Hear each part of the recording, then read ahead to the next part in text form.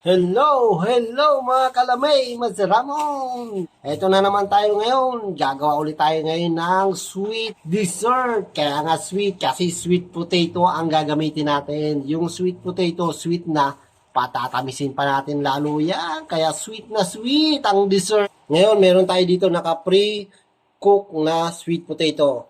Niluto na natin to. Ngayon, imamash natin to mamaya.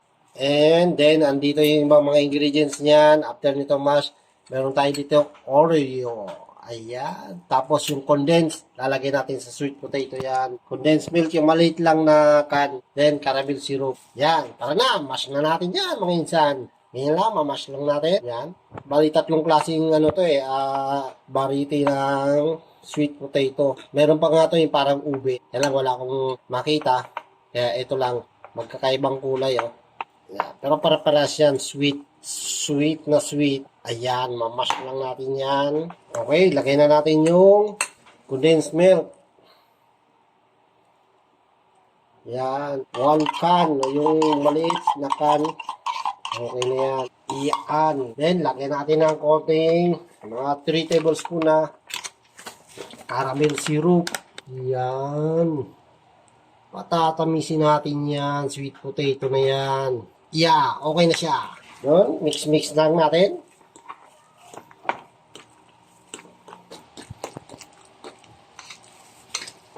Ngayon, maglalagay tayo ng chocolate syrup. Bali, gagawin natin dito, chocolate, strawberry. Yan, lagay tayo ng syrup.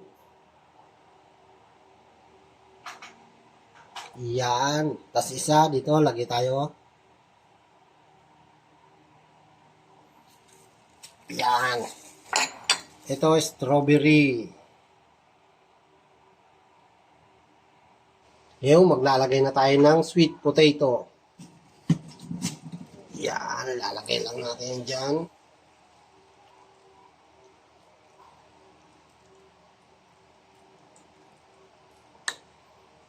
Dito, lagay tayo dito.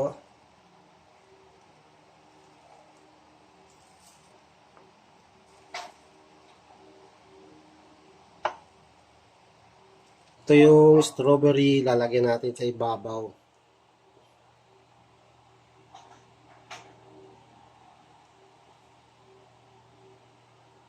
Yan. Tapos, lalagyan natin yan ng Oreo.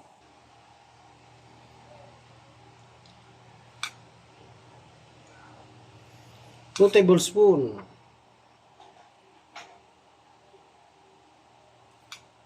Ngayon naman, tap tayo ng chocolate.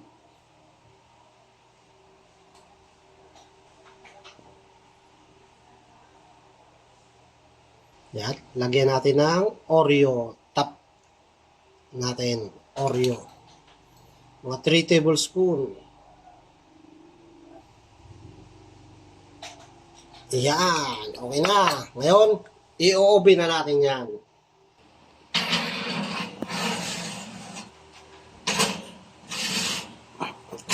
8 to 10 minutes. Okay na yan. Yun, okay na. Lagyan na natin yan sa plato.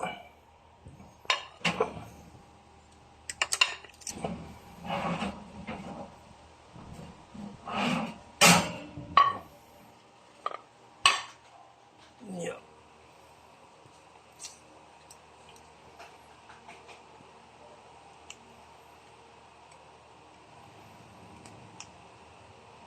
Yan.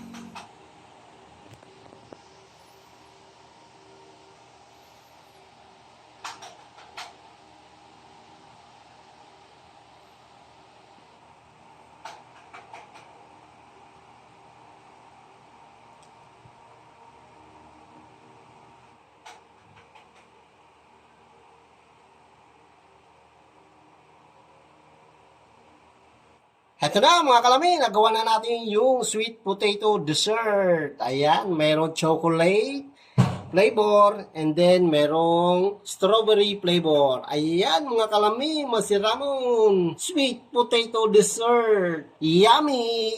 Tikima na!